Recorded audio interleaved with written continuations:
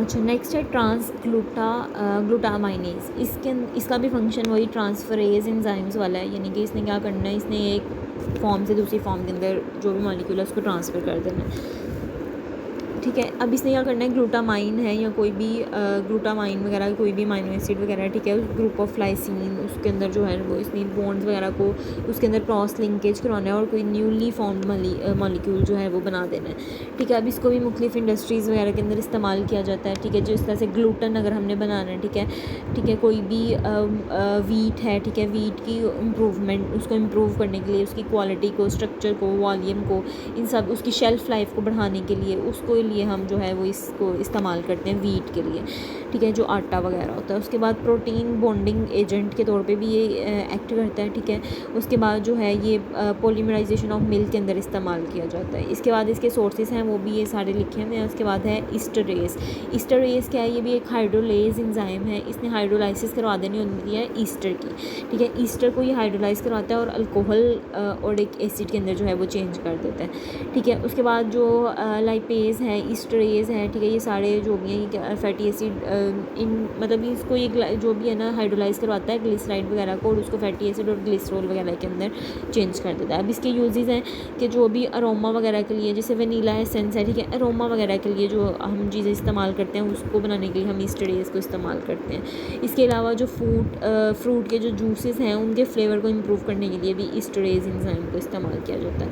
उसके बाद इसके सोर्सेस लिखे हुए हैं। ठीक है, उसके बाद आ जाता है हमारे पास अगला लैक्टेज। अब लैक्टेज क्या है, एक मल्टी कॉपर ऑक्सीडेज है। ठीक है, दैट इसने क्या फंक्शन क्या होता है, एक कैटालाइज या कह लो कि इसने क्या करवाना है, इसने ऑक्सीडेशन करवा देनी होती है फिनोलिक कंपाउंड्स की, कोई एरोमेटिक अमाइंस की या फिर एस्कॉर्बिक एसिड की, इन सब की इसने ऑक्सीडेशन करवा देनी होती है।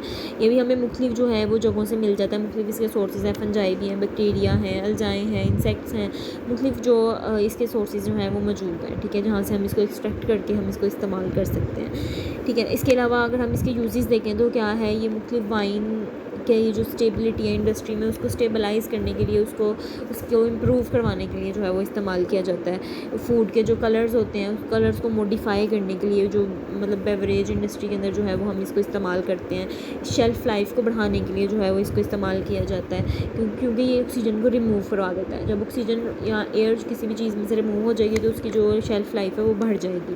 ठीक है, तो ये वहाँ पे इस्तेमाल एज अ प्रिजर्वेटिव के तौर पे इस्तेमाल किया जाता है। ठीक है, तो ये सारे थे इसके मिनी बेकिंग इंडस्ट्री में भी इस्तेमाल होता है। ठीक है, वो और ये क्लैरिफिकेशन के लिए इस्तेमाल होता है, योगर्ट बनाने के लिए इस्तेमाल होता है, इन सब जगहों पे इस्तेमाल होगा। ठीक है, ये वो इसके यूजेस थे। आगे सोर्सेज हैं और अब अगला हमारे पास एंजाइम है नेरिंगी एज। इस एंजाइम में क्या करना होता है, ये इसको हम डाइबिट्रिंग एंजाइम्स भी कहते हैं। ठीक है, डिबिट्रिंग एंजाइम्स। इस एंजाइम में एक कॉम्प्लेक्स एंजाइम होता है जिसने क्या करना है, डिग्रेड कर देना है नेरोजिन टू प्यूरिन, यानी कि उस जो नेरोजिन है ना, नेरोजिन जो भी है, इसने किस में कन्वर्ट कर देना है, प्यूरिन के अंदर, यानी कि सिंपल कंपाउंड्स के अंदर कन्वर्ट कर देना है, ग्लूकोज के अंदर, इन सब चीज़ों के अंदर इसमें कन्वर्ट कर देना है। ठीक है, अब ये जूस के अंदर या जो भी जो सिट्रिक फ्रूट्स होते हैं, यानी कि जैसे हम सिट्रिक एसिड बनाते हैं उसके अंदर वो जो टेस्ट आता है, जो डिबिटरिंग, उनके लिए मतलब उनका जो बहुत टेस्ट है ना वो बहुत ज़्यादा बिटर टेस्ट होता है, तो उसको डिबिटरिंग एजेंट के तौर पे ये एंजाइम एक्ट करता है। उसके जो टेस्ट है उसको थोड़ा इंप्रूव करने के लिए, उनके फ्लेवर्स को, उसके अरोमा को, जूसेस वगैरह के लिए जो सिट्रिक फ्रूट्स वगैरह के होते हैं उसको ठीक करने के लिए इसको इस्तेमाल किया। बेसिकली इसको फूड इंडस्ट्रीज़ में ज़्यादा इस्तेमाल किया जाता है।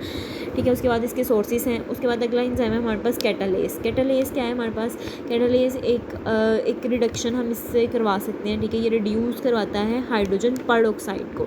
हाइड्रोजन परऑक्साइड बहुत ज़्यादा डेंजरस कंपाउंड होता है, ये इसको रिड्यूस करा देता है वाटर एंड ऑक्सीजन के अंदर।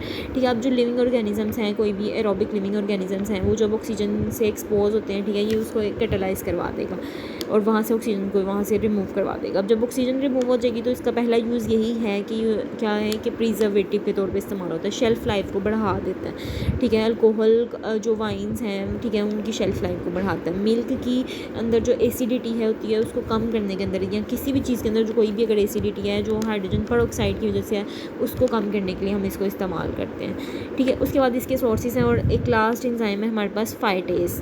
अब इसका क्या है कि ये एक फास्फेटेस एंजाइम की तरह ही ये एक्ट करता है। ये इसने क्या करना है, catalyse the hydrolytic release of inorganic phosphorus from the phytic acid. कहीं पर भी कोई भी फाइटिक एसिड है वहाँ से इसने इन जो फास्फोरस, इनऑर्गेनिक फास्फोरस को रिलीज़ करवा देना है। जैसे कोई भी ग्रेन है, ऑयल सीड्स हैं, ठीक है, ये सारी इन जगहों पे कहाँ जहाँ पे भी फाइटिक एसिड होगा वहाँ से इनऑर्गेनिक को जो भी इनऑर्गेनिक फास्फोरस है उसको ये रिलीज़ करवा देगा।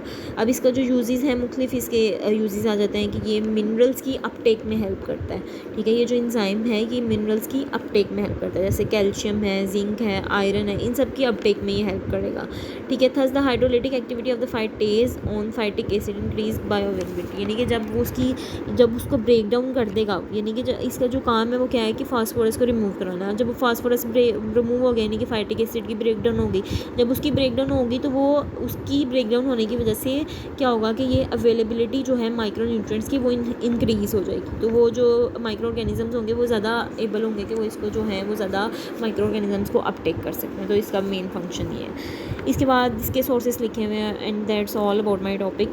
कोई भी क्वेश्चन हो तो आप पूछ सकते हैं।